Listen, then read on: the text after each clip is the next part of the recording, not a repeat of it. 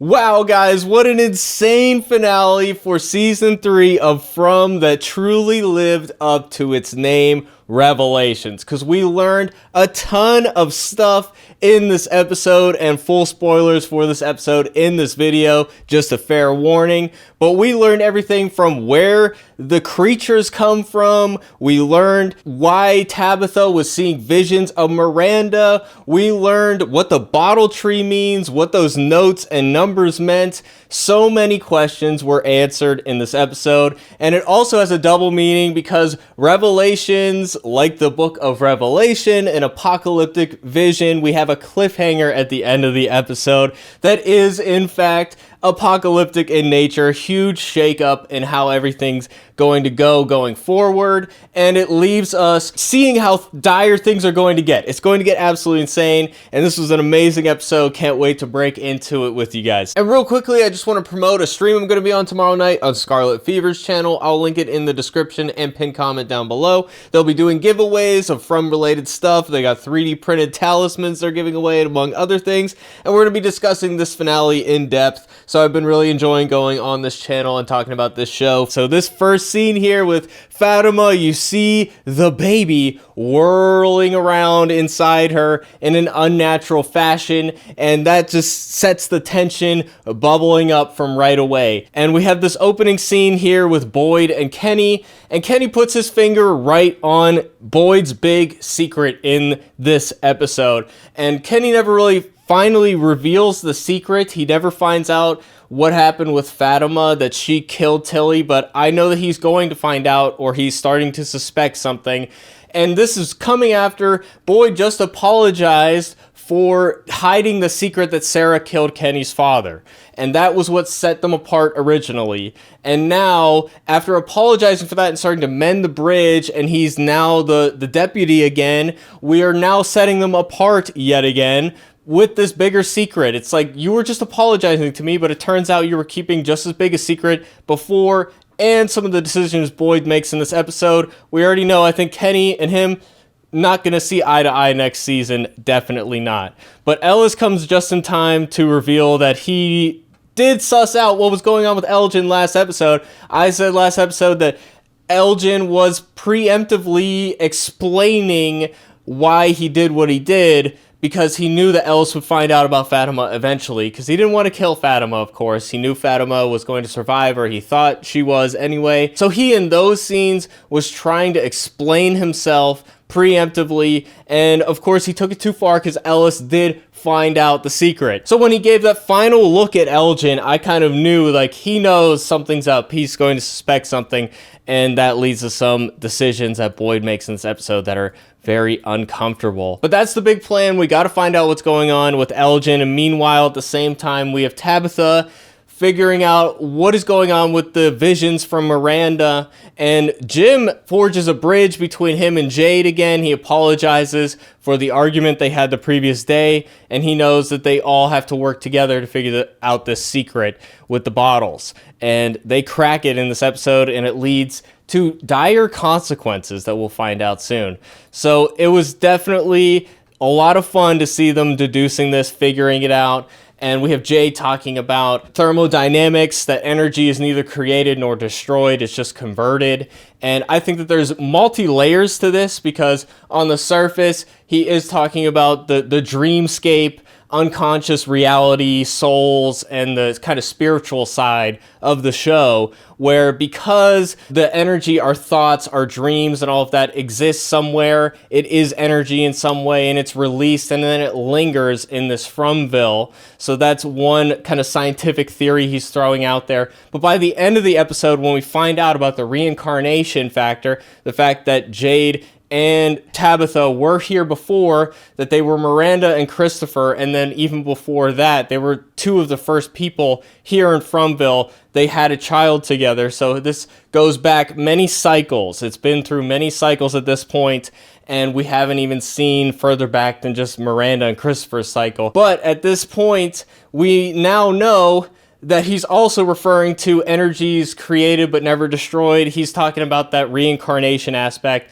the soul, that it doesn't die, it lives on in some way. So he's talking about them being reborn constantly and returning to this place. So that, I think, it has a double meaning to it that you don't get on the first watch through, but now that we've seen it all, we know that that's fact.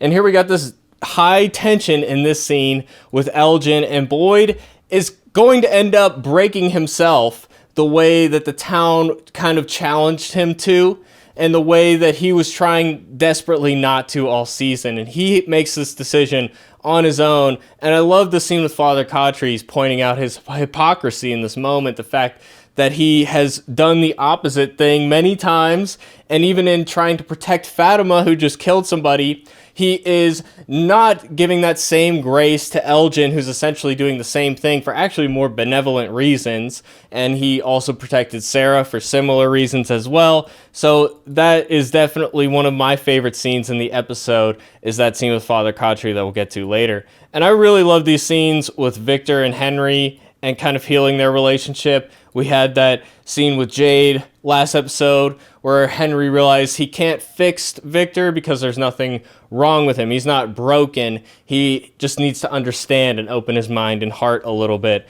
And that's what happens in this episode. And he also, at the same time, in that scene where we see the gravestones of Miranda and Eloise, we see their graves. That's confirmed that they're dead for real. Maybe not Eloise, because he only found pieces, right? So maybe she's still out there somewhere. But in that moment, when Henry tells Victor, like, it's not your fault and that I will always be your father, he is, in a way, kind of healing him. So even though he learned this lesson from Jay last episode, he's not broken, he's what this place made him, it still is his role to fix and help heal that. So in a way, he is actually kind of fixing what's broken. So I thought that was a really beautiful scene here. And this scene with Father Cautry, just great, pointing out the hypocrisy of everything. Maybe this is all in Boyd's head, and it's him having this argument with his own conscience. So maybe it isn't a vision, maybe it actually is just inside Boyd's head, this argument he's having with himself. But Father Cautry is absolutely right here, because they go through all that with Elgin, and then the baby's already been born by the time they get there. So really, they didn't actually solve anything, protect anybody, and they just made things worse, and they broke down any sort of sense of authority or benevolence that Boyd had, and it's going to have ripple effects next season for sure. But now the baby's coming, and she breaks a bottle and has a shard of glass, and we know that that's sinister in nature.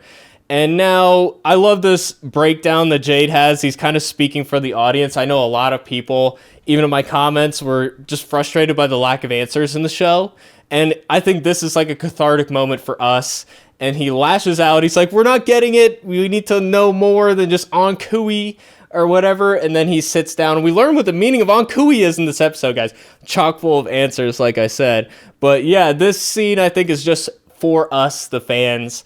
Like, yes, the show knows we're frustrating the hell out of you guys, and we're trying to break through that a little bit. So here we have a scene with Randall, and the cicadas is just getting to be too much, and he is about to Minecraft himself with the paddles, and then Marielle stops him in time.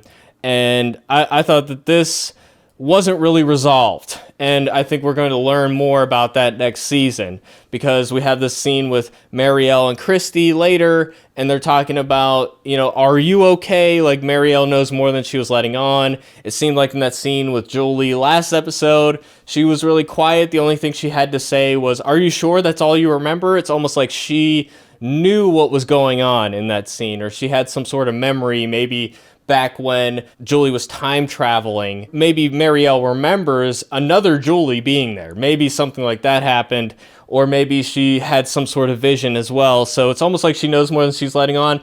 Again, that's not resolved in this episode. It's just left as another story thread for next season. We'll have to wait and see what's going on with that. Boyd comes in, and you know he's had this conversation. You wonder if he's going to actually go through with it. And nobody's really stopping him either, even though they don't like what he's doing. The only person who genuinely tries to get him to rethink this is Kenny here. Kenny's the last final boss at the door, and he's like, let's just talk to him again, try it the old-fashioned way, and see what we can learn. In the end, Kenny steps aside, but I can tell that this is the moment that is going to break their relationship forever. as well as the thing with Fatima, the secret that he's been keeping. So this is the moment for sure. And in this scene, the camera goes off, and it is supposedly Boyd's house. This was the retirement home that he had with his wife that they were going to when they ran into the tree. So that house is just indicative of every time somebody comes to this town, to Fromville, it is at a juncture point in their life when they're about to make a major change. And this change, in Boyd's case, was he was about to retire, and that is how he ended up in the town. But it's almost there supposedly to comfort him, but Boyd takes it as an intimidation tactic in this scene, really. So this is a beautiful scene here with Victor and the gravesite. And now we get the secret. Turns out the numbers on the bottle tree are just notes in a scale. Jim is the one to figure that out because his mom was a piano teacher. Again, there's just on the surface justification of why he would know this about the music scale, that it was his mother's job to teach piano. But I think that this is a further illustration of this whole concept of generations. And there's a lot about family in this episode as well. You know, seeing that scene with Victor and Henry, you know, I will always be your father. There seems to be something about what it means to have a family and pass things down the family tree. And it's even a bottle tree that holds all these secrets. You know, we commonly refer to generations of a family as a family tree. I think that all these things are tied in, definitely, in my opinion. So Boyd is scary in this scene. And I would go so far as to say he's the villain in this episode. He really is about to make a decision he can't undo. And he does go through with it, and he has Father Khatri there watching him. But he turns his back to him. Father Khatri's in that corner back there, and he's about to smash Elgin's hand. And he positions himself so he doesn't have to see Father Khatri. He's ignoring his conscience in this scene here. And Akasa shows up just in time. I've long since said that she was brought here to Fromville to fill a role. It's always intentional with the town, and her role in this town is to question Boyd's authority. She's a police officer. She was given the opportunity to wear regular clothes, but she has continued to wear the clothes that she wore in her profession because she wants to carry that sense of authority with her, and she wants to have an important role in this town. She wants to figure things out in the same way that everybody did when they got there, so she's still a fresh new face in this town, and she's going to make a change for sure. But I think that seeing Boyd do what he's doing, that he is in fact the villain that she has always conjured him as, I think is going to have ripple effects next season. And it definitely has an effect in this scene. So now we have Jade hearing a voice of the town, essentially. Like, he starts to piece together the music and he hears the song. And I would be curious to know from somebody who knows more music, like, what that song actually is. If it's something that's been referenced in this show before, I wonder if it's the song that we heard in the car that supposedly both Miranda and Tabitha like. I kind of assumed it would be. I would have to listen to them and hear them side by side, but there's definitely a significance to that song. It's not just random. They picked that song on purpose. So here we have Fatima, and she's about to cut her belly, and she is stopped by the kimono-wearing lady, and the kimono-wearing lady threatens her with the blade, and then the water breaks. And here we got an interesting scene with Julie and Ethan, and they're talking about how Julie went back in time, and Ethan has a word for it, story walker. It seems like Ethan knows a lot of things that he really shouldn't. I mean, yes, he's the guy who's always interested in stories, and from the first episode of the show, he has always viewed things through the lens of storytelling. But story walker is not a term I've ever heard before. It's almost like because of his youth, he is connected to the town in an important way. I mean, he's a guy who saw the boy in white early on in the show. I have to wonder if maybe he is also an ancestral reincarnation figure and knows things about the town that he really shouldn't know. But this, to me, cemented, yes, Julie is going to go back to the threshold and see what she can affect. She's like, can I change things? Ethan says, no, you can't. That's not how it works. And we kind of saw that because she goes back and puts the rope down the well. That wasn't a change because we already saw it happen. So she can't change anything. She just goes back and fulfills the role that she already did, essentially. It's just things are playing out of order. So I think that that's an interesting concept that we'll get more into.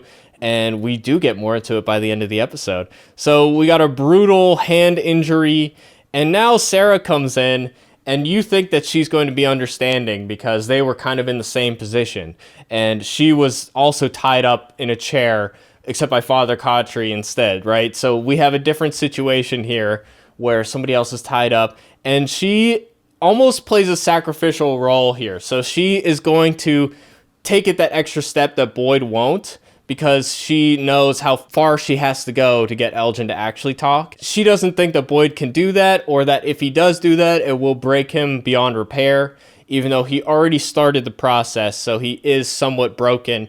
But she takes it that extra step and finds that secret because she says that she's already given the town her soul by some of the things that she's done in this show. So I was wondering what her role was going to be because they've featured her prominently in the show. She had to have a big role in this finale here, and that role is to essentially be the one who does the dirty work. So I don't think that she's ever going to be trusted again. She took Elgin's eye out. Brutal, dude. Yikes.